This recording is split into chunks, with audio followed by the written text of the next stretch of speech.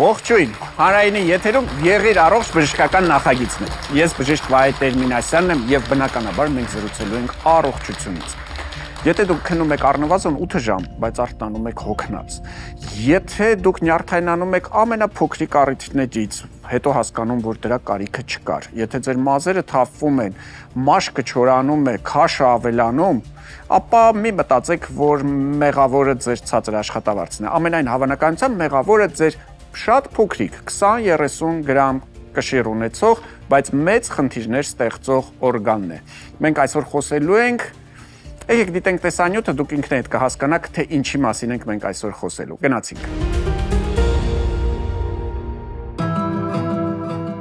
20-րդ դարի կեսերին բժշկական լաբորատորիաներում տեխնոլոգիան, որը համաշխարհային պատերազմի ժամանակ օգնում էր օվկիանոսի հատակում գտնել թշնամու սուզանավերը, սկսեցին օգտագործել օրգանիզմում հիվանդագին երևույթների վաղ հայտնաբերման նպատակով։ Այդպես սկսվեց սոնոգրաֆիկ սարքերի էվոլյուցիան, ինչը բեկումնային դարձավ ախտորոշիչ բժշկության պատմության մեջ։ Մեր օրերում վահանաձև գեղձի սոնոգրաֆիան ուլտրաձայնային ամենապահանջված հետազոտությունների եռյակում է։ Միջին հաշվարկով բոլոր սոնոգրաֆիկ հետազոտությունների մոտ 15-ից 20%-ի պատճառը պարանոցի հատվածում տեղակայված գեղձի վերաբերյալ գանգատներն են։ Առողջապահության համաշխարհային կազմակերպությունը փաստում է, աշխարհի բնակչության մոտ 30%-ը բախվում է վահանաձև գեղձի խնդիրների։ Գրամներ կշռող վահանաձև գեղձը համարում են օրգանիզմի դիրիժոր, որի սխալ աշխատանքի դեպքում կարող է խաթարվել կենսական կարևորության բազմաթիվ համակարգերի ներդաշնակ աշխատանքը։ Վիճակագրության համաձայն կանայք 8 անգամ ավելի հաճախ են ունենում վահանաձև գեղձի այս կամ այն բարդության խնդիրներ։ Գիտնականները դա բացատրում են հորմոնային եւ իմունային համակարգերի առանձնահատկություններով։ Եթե նախկինում հիվանդությունն ախտորոշվում էր հիմնականում բարդացած փուլերում, երբ պարանոցի հատվածում նկատելի էր դառնում գեղձի չափերի փոփոխությունը, ապա ժամանակակից սոնոգրաֆիկ սարքերով հնարավոր է հայտնաբերել անգամ 2 մմ-անոց հանգույցը։ Իսկ սոնոգրաֆիայի հսկողության տակ կատարվող բիոպսիան համարվում է ոսկե ստանդարտ։ Այն թույլ է տալիս բժշկին չվրիպել եւ նմուշարել հենց այն բջիջները, որոնք անհրաժեշտ են ճշգրիտ ախտորոշման համար։ Ինչ հարգելի հաստատողներ, առաջին գաղտնիքը բացահայտվեց, այո, մենք խոսում ենք վահանաձև գեղձի մասին, մնաց ներկայացնել մեր այսօրվա առաջին հյուրին, իսկ իմ հյուրը սոնոգրաֆիստ Լուսին Զիրոնն է, դիմավորենք։ Ողջույն բժշկուհի։ Ողջույն։ Մենք խոսում ենք վահանաձև գեղձի մասին, փորձելու ենք հասկանալ, թե ինչ կարող է տեսնել իրականում ռադիոլոգը, այդ փոքրիկ այս մոտավորապես չէ, այսքան գեղձի մեջ։ Իդեպ գեղձը կարող է ինչ չափերի մեծանալ։ Անսահման։ Օրինակ կարող է դառնալ այս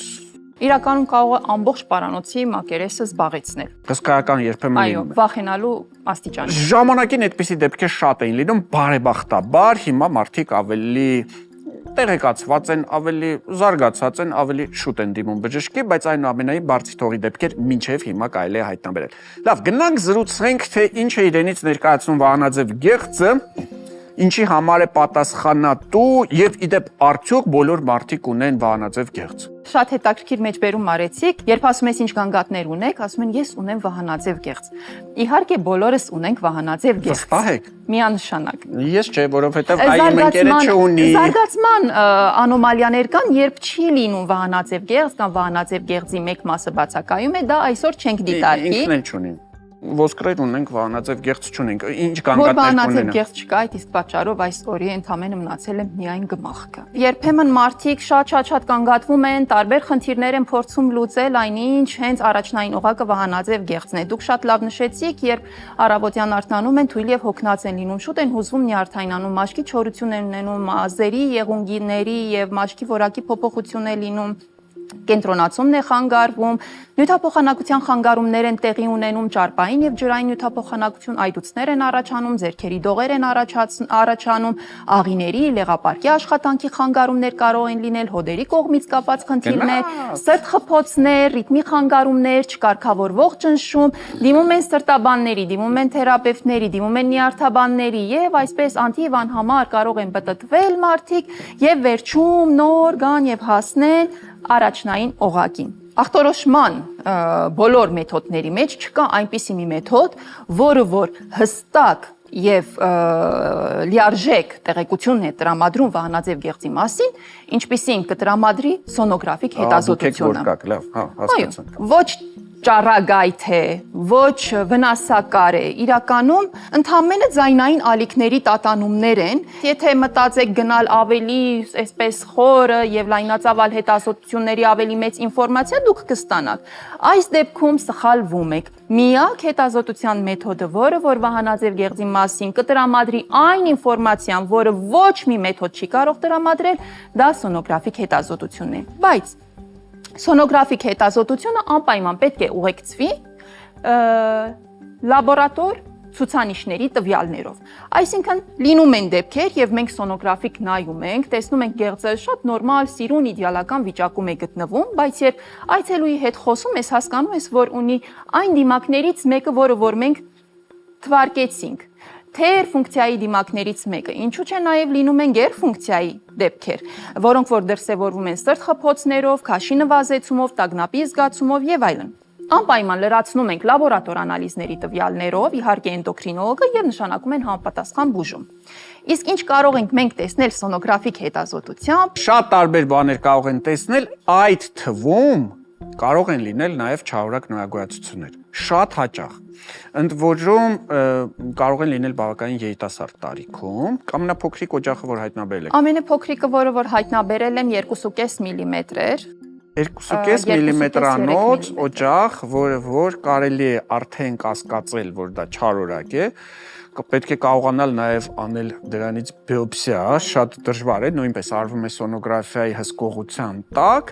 եւ բնականաբար այդպիսի բուժառուի մոտ ամեն ինչ լավ կլինի, որովհետեւ հայտնաբերվել է ամենավաղ փուլերում։ Ընդհանրապես վահանաձև գեղձի չարորակ ուռուցքները տարբերվում են, որովհետեւ մեծ մասամբ տեսակը կոչվում է պապիլար ուռուցքներ եւ իրենց ընթացքով շատ լավն են։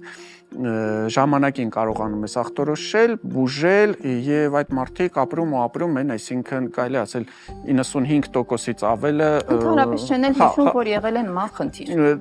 Ընդհանրապես խնդիրը վերացնում են, բայց պետք է ժամանակին ախտորոշել, որպեսզի մետաստազներ չլինեն եւ այլն եւ այլն։ Սոնոգրաֆիկ հայտնաբերում ենք չար խնդիր, կլինի դա օջախի տեսքով, կլինի դա հանգույցի տեսքով, բուժառուին անպայման զգուշացնում ենք մեղմ ձևով, բայց ասում է ես գանգատներ չունեմ ախր, ոնց։ Չես էլ ունենա։ Չես ունենա, պարտադիր չէ որ ունենաս դու ցավ, դու ունենաս անհանգստություն եւ այո գեղձի աշխատանքը կարող է եւ չտուժել այդ պարագայում։ Այսինքն ունենալ գեղձի ֆունկցիոնալ փոփոխություններ, շեղումներ եւ ունենալ չար խնդիր, նրանք իրար հետ ընդհանրապես պարտադիր չէ որ լինեն, կարող է գեղձը շատ սիրուն աշխատել, կարող է ձեզ բավարարել ձեր օրգանիզմի պահանջները, բայց եւ այնպես դուք ունենաք չար խնդիր։ Եթե ես գիտեմ, որ ես ունեմ բարորակ հանգույց, այո, ես պետք է անհանգստանամ, որ այդ հանգույցը կարող է ժամանակի ընթացքում փոփոխվի չարորակի, թե չարորակը ի սկզբանե չարորակ էր, բարորակ հանգույցները ի սկզբանե բարորակ են։ Բարորակ հանգույցները իրենք բարորակ են, երբեք չեն փոխում իրենց բնույթը։ Այլ բան է, երբ մենք ունենք հանգույցների դասակարգման մեջ առանձին հատուկ խումբ հանգույցների, որոնք որ մենք այսպես ենք կոչում սահմանային հանգույցներ։ Նրանք ժամանակի ընթացքում կամ սոնոգրաֆիկ հետազոտության ընթացքում առաջի հայացքից կարող են թողնել բարի տպավորություն։ Այնուամենայնիվ ունենալով մի քանի անհանգիստ ցուցանիշ, որոնք դրդում են բժիշկ սոնոգրաֆիստին այցելուին մղել դեպի պունկցիոն բիոպսիա։ Արդյունքում հաստատվում է այդ կասկածելի կամ սահմանային հանգույցի վարկածը, որը որ հետ վիրահատական հյուսվածաբանական քննության արդյունքում միայն ստանում է իր վերջնական դատավճիռը։ Հիմնականում մեծ տոկոս դեպքերում նրանք ի հայտ են գալիս որպես բարորակ, որոնք որ ժամանակի ընթացքում այո կարող էին ձեռք բերել վատ վարկանիշ եւ 20% դեպքերում է որ նրանց մոտ հայտնաբերվում է չար գենեզը։ Երեխաները արդյոք ռիսկի խմբում են, երեխաների մոտ արդյոք կարող ենք վահանաձև գեղձի լուրջ խնդիրներ տեսնել, այդ թվում նաև չարորակ նորագոյացություններ։ Իհարկե, կարող է ախտահարված լինել, ընդհուպ հայտնաբերվել այն ժամանակ, երբ մետաստազավորված են 10-11 տարեկան երեխաներ են ունեցել, որոնց մոտ պարանոցային արդեն իսկ ախտահարված ավշահանգույցներ են եղել։ Դրա համար պետք է գոնե տարին մեկ անգամ, անկախ նրանից կունենան գանգատ, թե չենք ունենա։ պետք է անցնել պրոֆիլակտիկ հետազոտությունները։ Մեկ անգամ կատարված սոնոգրաֆիկ հետազոտությունը, հավատացեք, ձեզ կցերբազատի անցանկալի թեկուզ սկսվող խնդիրներից, ավելի հեշտ է սկսվող երևույթների դեմն առնել եւ թեկուզ գեղձի մասնակի հեռացումով հարցին լուծում տալ վատ դեպքում, ամենավատ դեպքում, քան թողնել բարձիթողի վիճակում, որովհետեւ երբեք չեք կարող ասել, երբ կարող է ագրեսիվանալ ձեր այդ չար գոյացությունը եւ ձեզ ավելի լուրջ խնդիրների առաջ կանգնեցնել։ հետազոտվեք, ուշադիր եղեք սեփական առողջության հանդեպ եւ իհարկե եղեք առողջ։ Իսկ մենք կանենք ամեն ինչ դրա համար ձեզ տրամադրելով լավագույն բժշկական տեղեկատվությունը։ Հիշեցնեմ, որ մենք խոսում ենք վահանաձև գեղձի մասին, որը պատասխանատու է մեր ամբողջ օրգանիզմի բազմաթիվ ֆունկցիաների համար։ Փոքրիկ 20-30 գրամ, բայց շատ խորամանկ գեղձ եւ ոչ այնքան խորամանկ բժշկուհին մեզ պատմեց, թե ինչ կարելի է անել այդ գեղձը առողջ պահելու համար։ Շնորհակալություն, մնացեք մեզ հետ։ Եվ այսպես հարգելի հեռուստատողներ, շարունակում ենք հաղորդումը ծնողների դպրոցն է մեր եթերում եւ այս հաղորդումը հատկապես նվիրվում է այն ծնողներին, որոնք ունեն աղջիկ երեխաներ։ Մենք խոսելու ենք աղջիկ երեխաների առողջության մասին, խոսելու ենք սինեխիաներից, ինչ է սա իրենց ներկայացնում, կպատմի մեզ մանկաբույժ Գայանե Հովհաննիսյանը, դիմավորին։ Ողջույն բժշկուհի։ Եվ այսպես սինեխիաներ ասելով ինչի մասին է խոսքը, եկեք փորձենք բացատրել, հետո անցնենք բուժման մեթոդներին։ Խոսելու ենք փոքր սեռական շրթերի կպումների մասին կամ այսպես շատ հայտնի սինեխիաների մասին։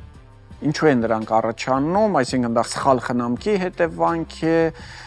ինչ որ մի բան այնպես չեն կարել, ինչ որ քսուկ են օգտագործել, ինչ որ բան պետք է անեինք չեն կարել։ Երբեմն կարող է լինել գերխնամքի արդյունք, երբ որ մայրիկը հետևելով հիգիենային կարող է օգտագործել շատ օճառ կամ այլ հիգիենիկ միջոցներ եւ արդյունքում գրգռի տվյալ հատվածի մաշկը, որի արդյունքում ունենանք բորբոքում եւ հեշտությամբ կպումներ ունենանք։ Առաջանան կպումներ։ Պետք է տնային պայմաններում ինքնուրույն փորձել բացել, պետք է գնալ տեղատնից ինչ-որ հատուկ քսուկներ վերցնել,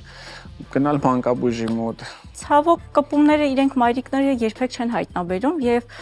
հիմնականում դա հայտնաբերում է մանկաբույժը հերթական այցի զննման ժամանակ։ Տնային պայմաններում մայրիկները ոչինչ չունեն անելու։ Մանկաբույժը կարող է ուղղորդել նեղ մասնագետի տվյալ դեպքում մանկական գինեկոլոգի եւ մանկական գինեկոլոգը հետագա ցուցումներ տա կապված կպումների չափից եւ բացման եղանակներից։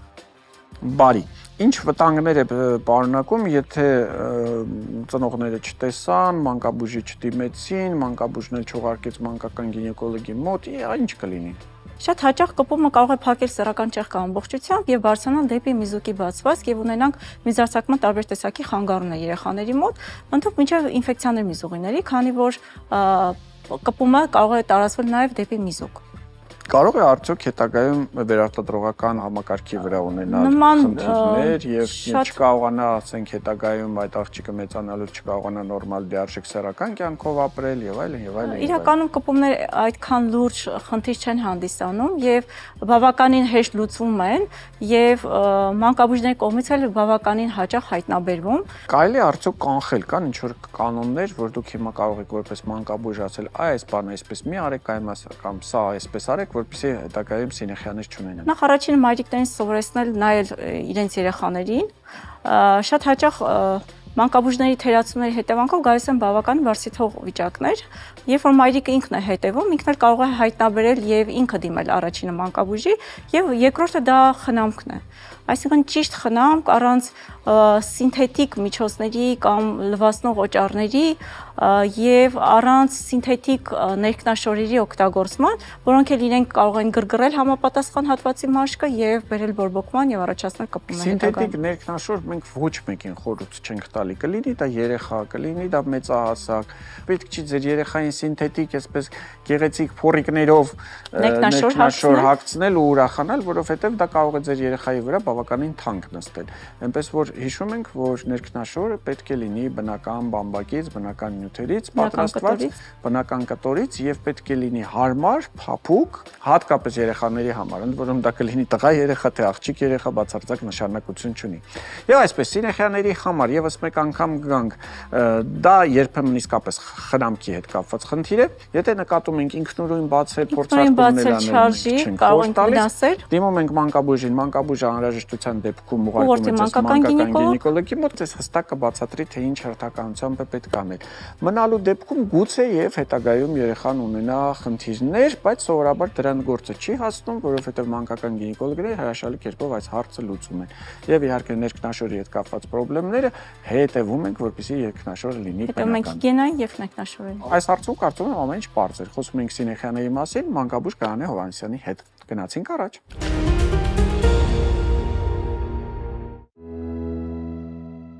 Մարսագնացներ, որոնք ինքնուրույն հետազոտում են կարմիր մոլորակը, տրանսպորտային միջոցներ, որոնք երթևեկում են առանց վարորդի, եւ փոխպատվաստման համար նախատեսված տպագրված օրգաններ։ Հիրավի 21-րդ դարի գիտատեխնիկական առաջընթացը զարմացնում է։ 3D տպիչները բժշկության մեջ սկսել են կիրառվել 20-րդ դարի վերջից, պրոթեզներ եւ ոսկրային իմպլանտներ ստեղծելու համար, բայց մինչ օրս չէր հաջողվել դրանց նյութ հանդիսացող պլաստիկը կամ մետաղը փոխարինել կենդանի հյուսվածքով։ Առաջին անգամ նման արդյունք ստացել են հարավկորեացի գիտնականները։ Փոխպատվաստելով 3D շնչափող։ Ինչպես է դա իրականում կատարվում։ Նախ տպվում է շնչափողի հիմնակմախքը, որը ճշգրիտ կերպով կրկնում է պացիենտի օրգանի անատոմիական կառուցվածքը։ Այնուհետև դրա վրա տեղադրվում են մարդու բջիջներ։ Վիրահատությունից ամիսներ անց արհեստական հիմնակմախքը պարզապես տարալուծվում է օրգանիզմում, մնում է միայն առողջ նոր շնչափողը։ Քանի որ 3D տպիչով ստեղծված օրգանը կրում է հենց պացիենտի բջիջները, օրգանիզմն այն ընդունում է առանց դիմադրության։ Շնչափողի քաղցկեղի դեպքում բուժառուի ապրելու հավանականությունն ընդամենը 15% է, իսկ դոնորի պակասի եւ օրգանի մերժման ռիսկի պատճառով ամեն օր մահեր են գրանցվում։ Նոր մեթոդն օգնում է շրջանցել այդ վտանգները։ Այն ինչ սկսվել է որպես փորձարարական վիրահատություն, վաղը կարող է դառնալ բժշկական ստանդարտ, միլիոնավոր մարդկանց վերադարձնելով լիարժեք շնչելու հնարավորությունը։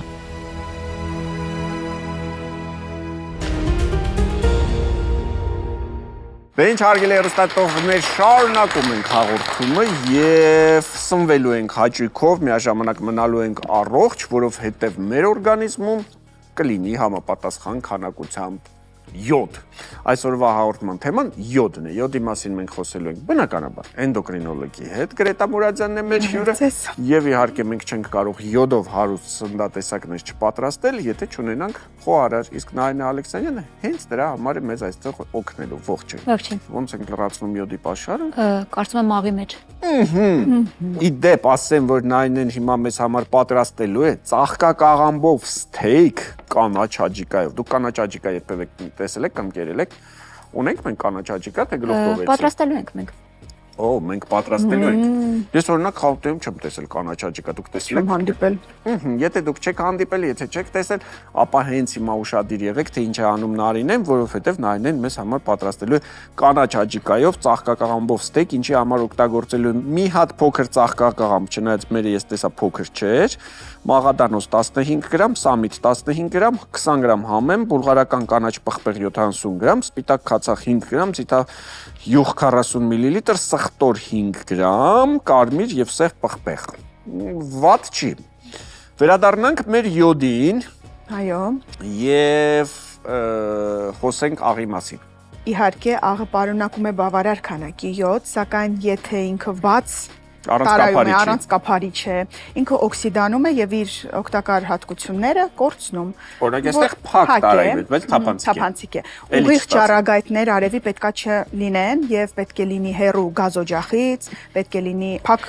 դարակում դրված։ Իդեպ դուք կարող եք անգամ տնային պայմաններում ստուգել ձեր աղը, այսպես ասած, յոդից զրկված է թե ոչ, կա շատ հետաքրքիր փորձ, ես հիշում եմ դա դպրոցական տարիքից գիտեինք, ինչ էինք անում, մենք վերցնում էինք կարտոֆիլը,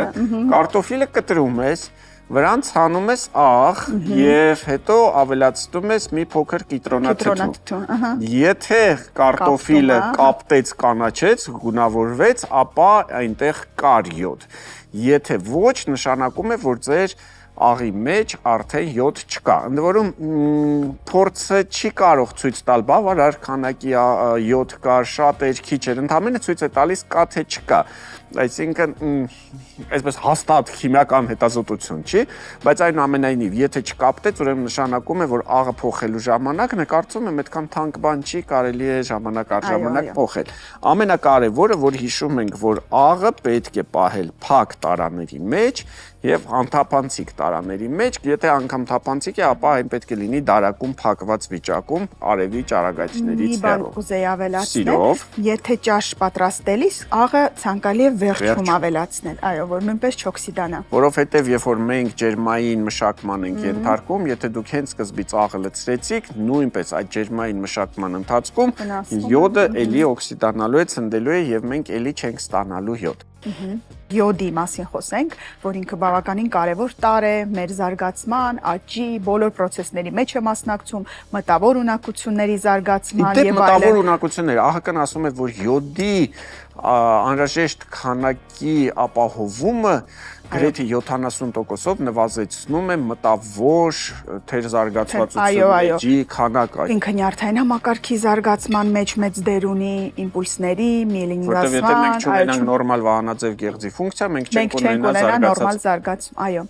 Իսկ յոդը համարվում է կարևորագույն տարր վահանաձև գեղձի հորմոնների սինտեզի համար։ Հետևաբար այդ հորմոնները ապահովում են մեր հոմեոստազը եւ ճարպային փոխանակության մեջ են մասնակցում, եւ ածխաջրատային, եւ ճարպային, որի գլխավոր տարրը յոդն է։ Այսինքն եթե յոդ չլինի, հորմոն չենք ունենա։ Չպիտի մտածենք, որ մենք յոդի պակաս ունենք, մենք ապրում ենք յոդ դեֆիցիտային զոնայում, ու չգիտեմ, վերցնենք բժշկական յոդ սկսենք խմել։ Դա հիմարություն է, երբեք ու երբեք չանեք։ Ճիշտ է արդյոք, որ հում կաղամբը կամ բրոկոլին կարող են գողանալ յոդը վահանաձև գեղձից։ Ոչ, ուղղակի կա այդպիսի բան, որ բրոկոլին, կաղամբը,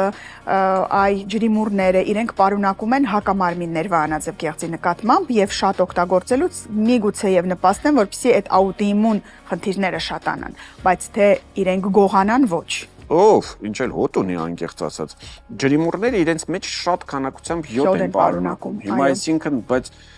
նրանք վահանաձև գեղձի համար օգտակար չեն։ Շատ քանակը օգտակար չէ։ Ինչքան շատ յոդ ընդունվում է, այդ բոլորը միանգամից չի յուրացվում։ Եվ եթե նույնիսկ շատ օգտագործենք, ինքը ամբողջովին չի յուրացվի, բայց եթե դա երկարատև լինի եւ անընդմեջ լինի, արդեն կտուժի։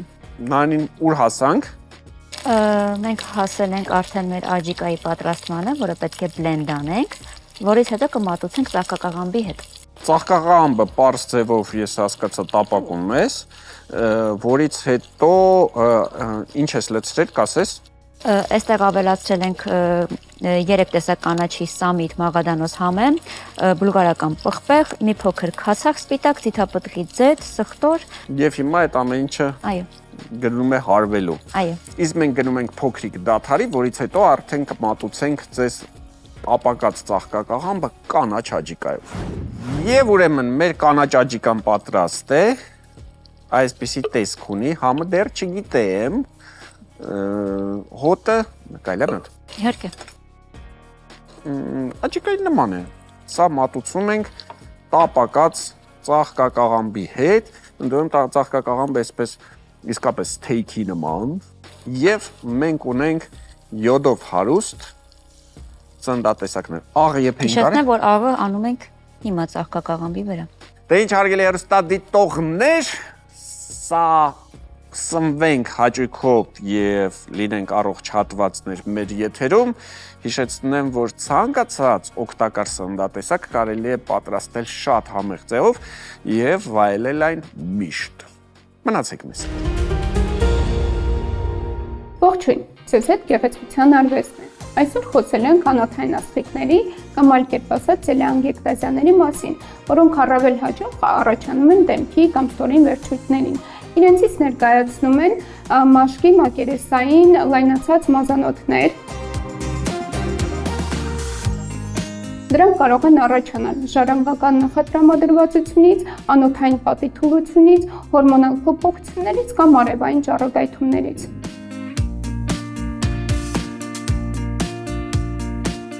Թեպետ անոթային աստղիկները վտանգավոր չեն կյանքի համար, բայց կարող են էսթետիկ դիսկոմֆորտ առաջացնելով եւ երբեմն ուղեկցվել քորով կամ այրոցի զգացումով։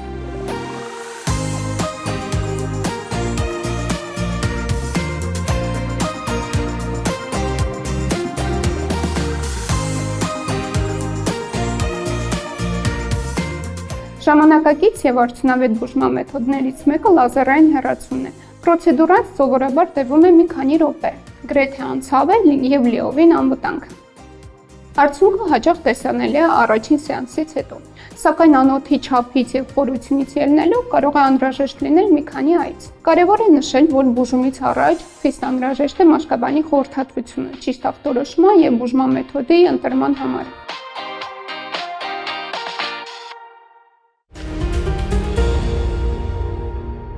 Մեզ մնաց ամփոփել հաղորդումը, բայց ես անկեղծ ասած չեմ հիշում թեման, որն կհուշես։